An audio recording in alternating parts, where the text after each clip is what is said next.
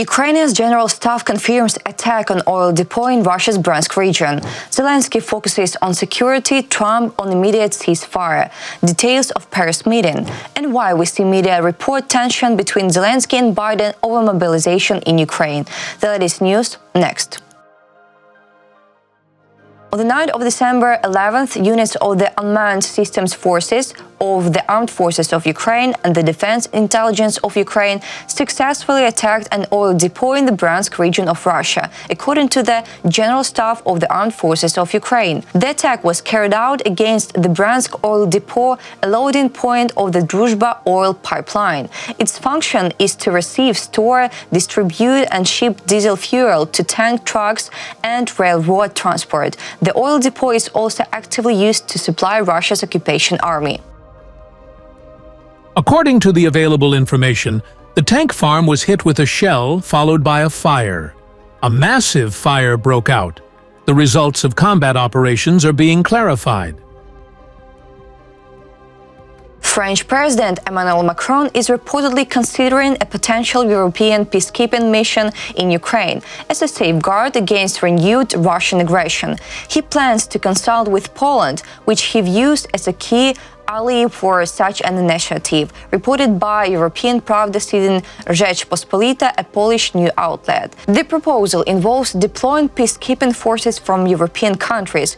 If an agreement to end the current phase of the war between Russia and Ukraine is reached, these forces could serve as a deterrent against a new Russian attack. Such an agreement is expected to be initiated by the newly elected US president. According to the report, discussions on this potential mission will be a central topic during Macron's visit to Warsaw on the 12th of December. It is also likely that Macron broached the idea with US President-elect Donald Trump and Volodymyr Zelenskyy during their meeting last Saturday, as numerous leaders gathered for the reopening of the restored Notre Dame Cathedral in Paris. Journalists speculate that Macron also discussed this proposal in his one-on-one meeting with UK Prime Minister Keir Starmer in mid-November, and his discussions with representatives from Northern European and Baltic countries on the 27th of November. An expert from the Paris-based think tank IFRI, Ellie Tannenbaum, provided comments for the article regarding the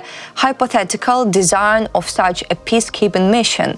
They think that the project would require a force of up to 5 brigades, around 40,000 personnel, with Poland potentially taking command of one brigade due to its military capabilities and strategic location. Camille Grant, former Assistant Secretary General for Defense Investment at NATO, commented that if a peacekeeping mission were to be implemented, it would be most effective with participation from as many countries as possible, enhancing its deterrent impact. However, he emphasized the importance of at least symbolic US involvement in the initiative. Grant speculated that the Netherlands would likely participate, and after a change in leadership, Germany might also join. Arguments over mobilization, race and age in Ukraine have caused tension between Ukrainian President Volodymyr Zelenskyy and US President Joe Biden, reported by The Telegraph as reported by European Pravda. About details, the dispute over mobilization has been described as one of the most acute of all the disputes between Kyiv and Washington in the previous phases of the war. In recent weeks, the United States has been making public and private calls for Ukraine to lower the age of mobilization to 18, arguing that the shortage of personnel on the front is becoming critical, which is why Russia is able to make advances in the East, and that after the change of power in the White House, Trump may cut off military aid to Ukraine. US Secretary of State Antony Blinken said during his trip to Brussels for a NATO ministerial meeting that holding the front requires not only funding and ammunition, but also people. But, for example, getting younger people into the fight, we think, many of us think, is necessary. Right now, 18 to 25-year-olds are not in the fight, he said. The US saw as an unprecedented attack on Biden-Zelenskyy's recent assertions that Putin is only afraid of Trump and perhaps China, and that supplying weapons to Ukraine and diminishing Russia's military potential, and not the mobilization age in Ukraine are the key priority. The Telegraph contextualized the situation by saying that the age structure of Ukraine's population means that there are significantly fewer 18 to 25-year-olds than people of older generations, which is seen as a danger to demographics in the future. In addition, mobilization age has already been lowered from 27 to 25 years. Reuters reported that Ukrainian President Volodymyr Zelenskyy has used his first meeting with US President-elect Donald Trump following the US elections to emphasize Ukraine's needs for security guarantees in any negotiation process aimed at ending the war with Russia, reported by Reuters, citing sources familiar with the discussion on the 7th of December. About details, Reuters sources stressed that the meeting in Paris between the three leaders, Trump, Zelenskyy, and French President Emmanuel Macron, did not cover specific details of any peace plan. However, the US President-elect reiterated his desire for an immediate ceasefire and negotiations to bring the war to a swift end. One source noted that Trump was friendly, respectful, and open during the discussions and appeared willing to listen. Nevertheless, Reuters highlighted that neither Trump nor officials close to him working on Ukraine-related matters have provided a clear answer on how they envision ending the war, nor has there been any response to Ukraine's insistence on receiving security guarantees as part of any settlement. This has created a growing sense of uncertainty in Kyiv, further heightened by Russia's capture of new territories in the Donetsk region and its continued drone attacks on cities for beyond the front lines. A source within the Ukrainian president's office said that the Paris meeting underscored that peace requires guarantees and that a mere ceasefire would be insufficient, as Putin could violate it again, as he has done in the past.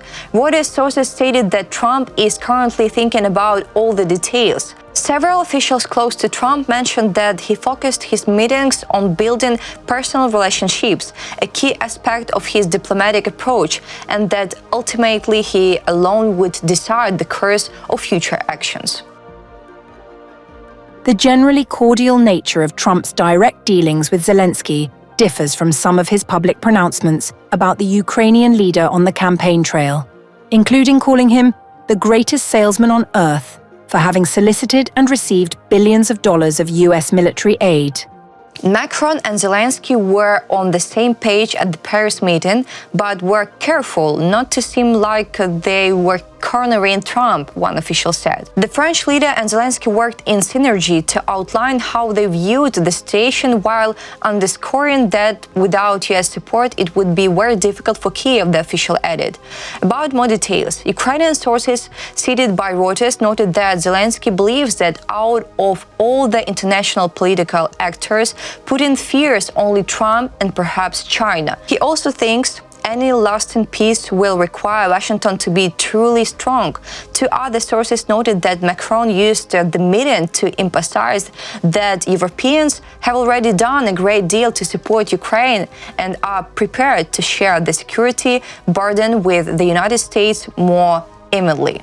Another official said Macron and Zelenskyy explained to Trump that Putin in 2024 is not the same as he was in 2017 when Trump last dealt with him. The same official added that the rapid decline of Syrian President Bashar al-Assad and the setbacks faced by his close ally Russia were also presented as reason for adopting a tougher stance on Moscow in future peace efforts. That's all for today. Thanks for watching this video. Like and subscribe.